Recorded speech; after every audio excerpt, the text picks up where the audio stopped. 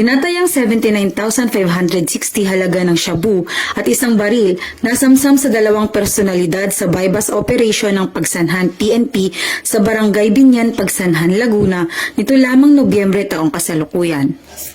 Kinilala ni Police Colonel Govin Mel Y. Unos, Acting Provincial Director ng Laguna Police Provincial Office, ang mga sospek na sina alias John Paul, residente ng Lumban, Laguna at Tristan na residente naman ng Santa Cruz, Laguna. Naaresto ang sospek bandang alas 5 GMT ng umaga ng mga tauhan ng Pagsanhan Municipal Police Station at nakumpiska mula sa mga sospek ang isang unit ng baril at 7 pirasong transparent plastic sachet na naglalaman ng hinihinalang shabu na tumitimbang ng higit kumulang 11.7 na gramo.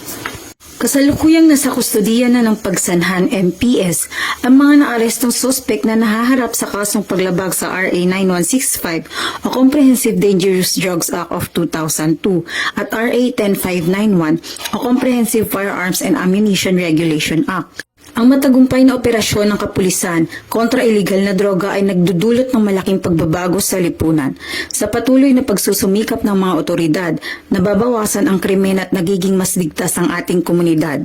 Ang kanilang dedikasyon at koordinasyon ay mahalaga upang makamit ang isang mapayapa at maunlad na bansa, malayo sa banta ng droga.